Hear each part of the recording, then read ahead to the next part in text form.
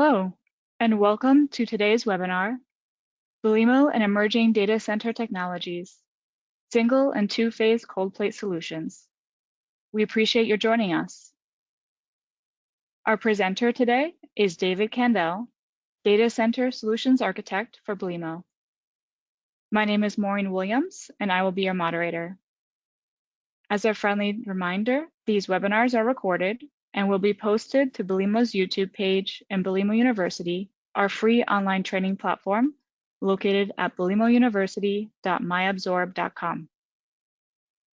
If you're experiencing any technical issues, please open the chat box in the bottom right corner and let me know so I can assist you.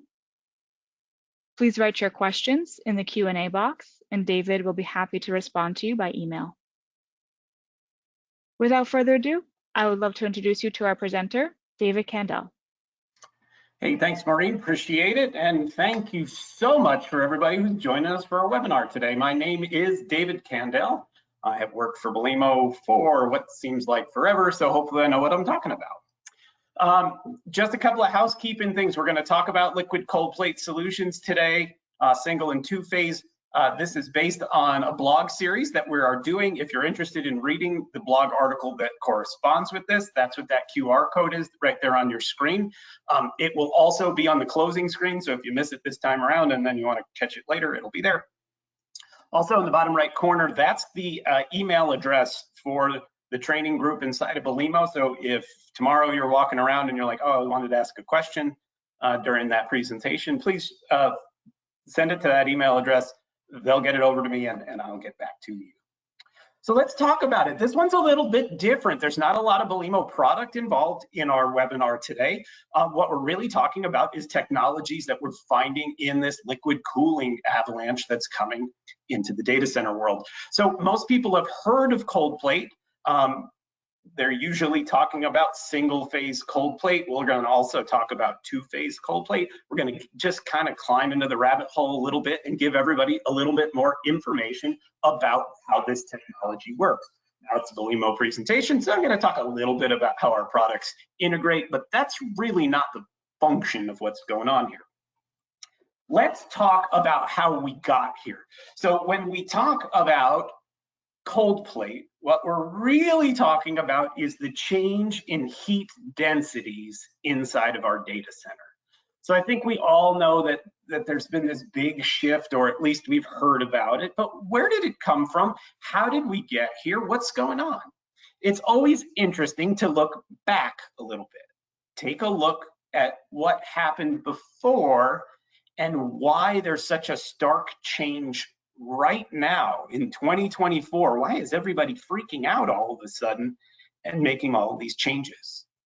Let's start with this graph here. This is courtesy of the Uptime Institute, and they do these wonderful surveys and informational gathering, and they took a look at average kilowatts per rack. Now, if you're not from the data center universe, this is a pretty common measuring stick of how much heat we're creating or how much energy we're using. And so in 2011, for example, according to this chart, a rack of servers, so that's the box that the servers sit in, put all those servers in there, and the rough amount of heat that was coming off of there was 2.4 kilowatts per rack. And again, this is based on the Uptime Institute's research. 6 years after that, we went to 5.6 kilowatts per rack, according to the Uptime Institute data. Now, that's a pretty substantial increase. That's more than twice as much heat over just a 6 years worth of time. It's noteworthy to notice that there's always been fairly substantial growth in the heat density of these servers. When we went from 17 to 2020, we took another sizable jump. And so you can see that we've gone up. But as recently as 2020, and in fairness to this data set, they eliminated some of the really high heat density applications. They were looking for the average of the quote normal installations. We're somewhere in the 8.5, maybe 10 kilowatt range. For a long time, in the last years leading up to the most recent few years, that 10 kilowatts per rack was sort of, like, yeah, if we're in 10 kilowatts per rack, that's kind of a good way to go. We've just destroyed these numbers in the last couple of years. And what is that all about? That brings us to why we're here, which is the AI market. The artificial intelligence marketplace is what's driving all the changes in these data centers. So in order to understand why that's being driven, we kind of need to get a reflection of what's going on with businesses, with individuals, with the consumers of AI in the marketplace. So what does that look like? So I found this interesting study that Forbes put together, and this study's a couple of years old for fairness.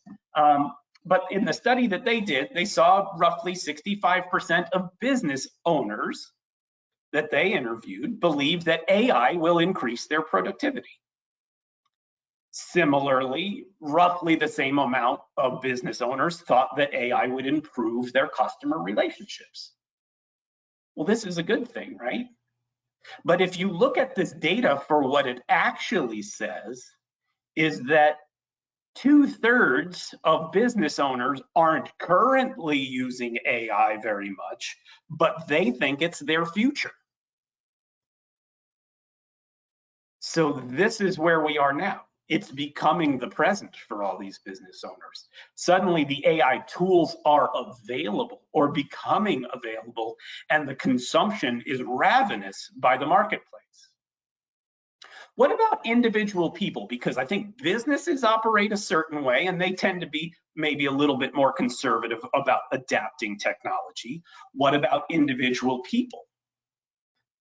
Well, the Pew Research Center did a study, and I like this one a lot. They said a little over a quarter of Americans say that they interact with AI several times a day. So where am I interacting with AI as an individual? Well, anytime you shout at your phone a command, hey, phone, look this up, do this, set a timer, remind me about this. Well, we're using an AI engine to do that. Obviously, the obvious ones like ChatGPT and all of those types of things, all AI based. So they're saying like 27% of Americans several times a day, an additional 28% of Americans, at least a couple days a week. So we're like over 50% of Americans are using AI regularly as part of their life. The following stat might be my favorite statistic of all time. So ChatGPT was released, and when ChatGPT was released, it was like a beta release. It wasn't a productized thing. They were just like, hey, let's throw this out into space and see if it works. They knew it worked, but they wanted to see if it would gain any traction. So ChatGPT was released with no fanfare, no marketing, no blitz of social media, and they had 1 million registered users in 5 days. In 5 days, this thing that they just went, here you go, play with it, 1 million people signed their name and said, I want to play. And within 60 days, they had 100 million registered users. This blows away everything, by the way. This is faster than TikTok, Spotify, X, any social media platform. No one ever grew like this. Individual people are consuming AI at a voracious rate. Here's another interesting stat. An AI search uses approximately 10 times more energy than a typical Google search, meaning if I type, how do I make chocolate chip cookies into Google, I'm going to get an answer. I can say, hey, Google, what's a chocolate chip cookie recipe? I'll probably get the same answer, but I've used 10 times as much computing power to do it. Oh, and by the way, if you want to, quote, be conservative or conservation of of computing power, and you don't want to do that. Well, AI has, Google AI is now generative in your normal search, and so is the thing from Microsoft, and so is the thing from this one and that one, and that we can't get away from this. It's just true. Every kilowatt of electricity that's used in a data center, almost 100% of it becomes heat energy at some point. And in our industry, that's what we have to pull back out of there. So when somebody talks about building a 10 megawatt facility, that facility is going to produce 10 megawatts of heat or damn close to it. So how do we do this? How do we do thermal management? Thanks to Vertiv for creating this chart. This was in a paper that they wrote. I think it's really illustrative. When we start to look at the types of technology that can go ahead and do this cooling, we see things like perimeter crack and crawl units, raised floor and containment. We're at the 15 kilowatts per rack and under. Then we get to row-based cooling with containment. So that's your hot aisle, cold aisle. And then you can do some good work there, but we're still in that 25 to 30 kilowatts range. That's basically the physical limits of air cooling.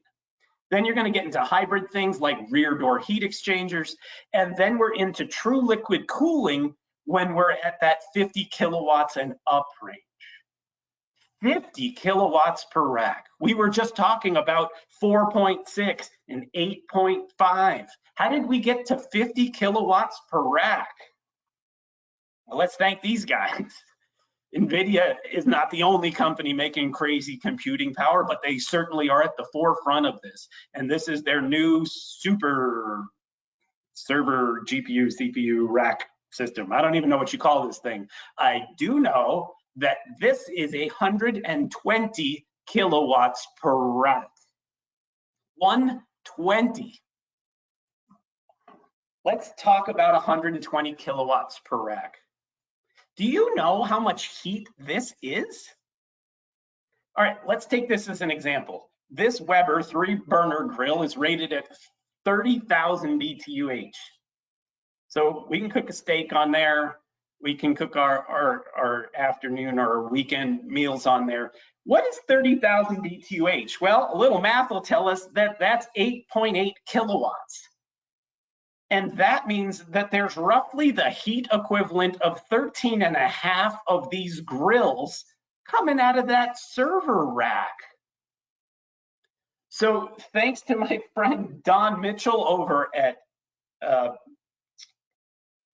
sorry, he's my friend through OCP. He works for Victaulic. He gave a wonderful presentation last week at the DCD Connect conference in Virginia, and he used this image to show us how much heat one of those servers put off.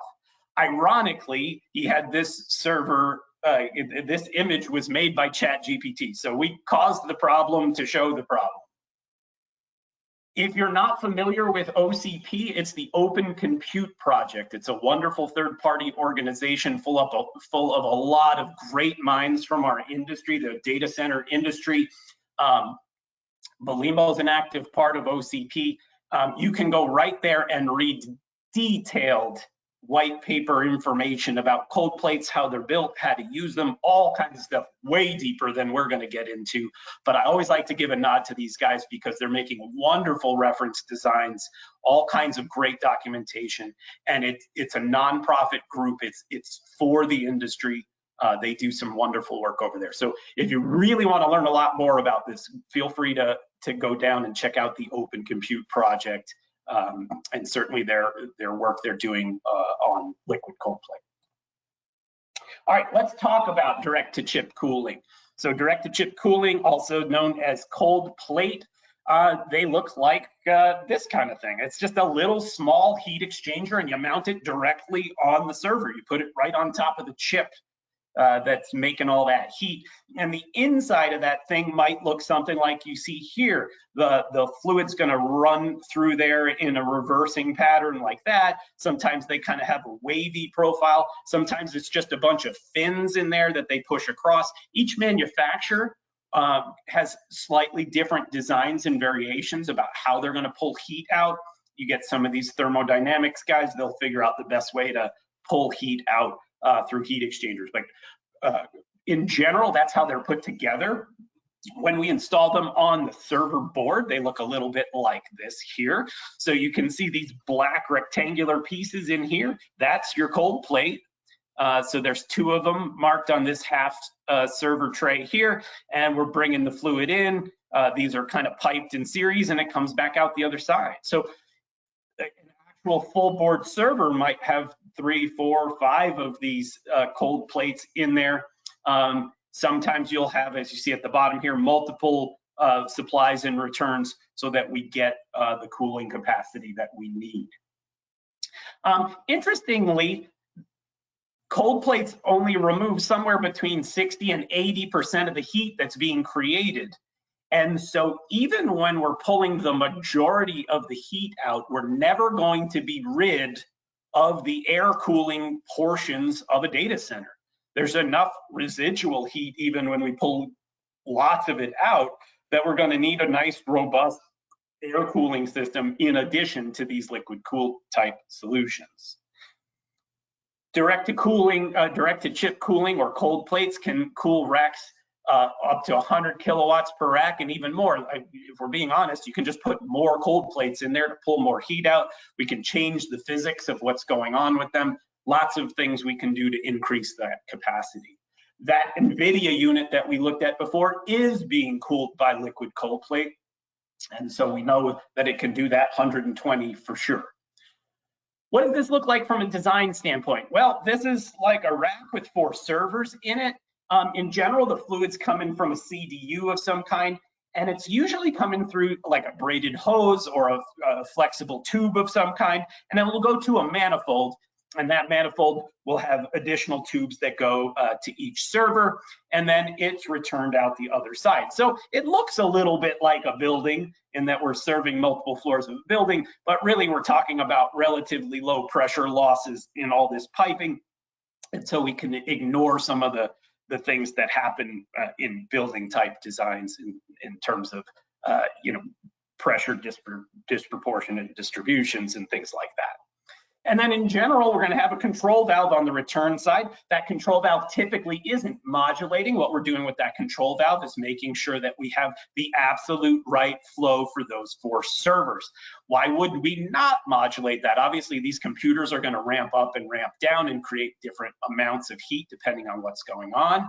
The answer lies in how quickly we get changes in computing power. We couldn't adjust the flow nearly fast enough to keep up with the instantaneous demand of changes in those servers. Now, do I think in the future we could use AI and other smart things to predict the changes that were coming and proactively make changes in flows and things like that? I think that's a very real possibility. But today, we're usually going for a single flow. What's pictured there is the Belimo EPIV, and we love this product in this solution because you can program it for a specific flow rate. You can network that guy, and so if I need 22 gallons a minute for those 4 servers today, that valve's going to give you 22 gallons a minute all day, every day going through there. And if you need to change the flow rate to that because you put in different servers and suddenly needed 28 gallons a minute, as long as there's capacity left in that valve, you simply reprogram it or give it a different control command, and now it's going to control to 28 gallons a minute. The Belimo EPIV is really good at being flexible, and it makes you a little bit future-proof if you size it properly on the way in. Little bit of teaser, we're going to have a blog post coming up, followed by a webinar on a really specific feature inside the Belimo energy valve, where we're able to use differential pressure control across a rack, and it allows us an amazing amount of versatility in our operational sense. But I don't want to steal all the thunder on that, just a little teaser for our next blog post. Let's talk for the last few minutes here about 2-phase cold plate. So you're probably familiar with the idea of 2-phase heating or cooling. This is the idea that we're going to change phase as a way to move heat from one to the other. We're using the latent heat of phase change instead of the using the change in temperature to get there. These are usually pumped refrigerant systems, so this is not like an air conditioning unit where we're using a compressor. We're usually just using a pumped two-phase system, and we're using a specialized refrigerant that will go into these cold plates and actually vaporize inside of the cold plate, pulling the heat out of there. From a system geometry standpoint, what we're going to do is a little bit different. You're going to have some kind of refrigerant reservoir and a refrigerant pump, and it's going to pump that fluid up through some kind of refrigerant valve. And then into these, obviously we're using different types of cold plates. They have these mini channel evaporators. There's also these types that just have the like fins inside of it, and a reservoir of that material kind of fluid comes in, and it just starts to vaporize in that space. Once we have kind of a mix of liquid and vapor, it's going to exit out the other side. It goes through some kind of condensing unit. The heat is pulled away back to reject it, and that now condensed refrigerant goes back into the reservoir. So it's a very basic refrigerant loop. It's not nearly as complicated as a compressor refrigerant type loop, but we are changing phase and we're getting great thermal advantage through that phase change. So we're enhancing our heat transfer efficiency. We're increasing our cooling capacity. The reality is we can just pull more heat out this way than we could with just a single phase type of heat exchange. And the other nice part is that we get a much more uniform temperature distribution when we do two-phase. So what I mean by that is when I'm changing phase, I'm not really changing temperature. So the fluid is the same temperature as it goes across that cold plate. It pulls heat out much more uniformly. And so that's kind of an interesting advantage to evaporative cooling processes like two-phase liquid cold plate. At this point, Belimo's tinkering with some refrigerant control type valves. We don't have a massively marketed product for that yet, but don't hold your breath too long. We will be in the marketplace with that. We think this is a nice emerging technology. So before we close out today, always remember great data center solutions from Belimo. On the left side, you have our friend, the EPIV, which we talked about, and then his big brother, the Belimo Energy Valve, which does have that ultrasonic flow meter and the full BTU meter integration in it. Lots of great solutions from Belimo. Please reach out to us, reach out to your local sales vendor. We're always happy to chat about the clever solutions that we have. Thanks so much for joining us. We love these little short form webinars. I hope you got something out of it. Remember the QR code on the bottom left there, that'll take you to our blog post. The email address in the bottom of the right is if you have a question later on and you want to shoot it out to us, please do. Anybody who put questions into the Q&A, we will get back to you within a week or so via email. So I'm going to bring Mo back in to close this off. Maureen, if you could join us again. Absolutely. Thank you all so much for attending today's webinar. I'd also like to thank our presenter again. David, thank you so much.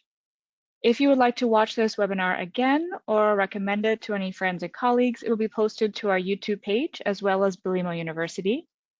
If you had asked questions, we will be sure to answer them all by email.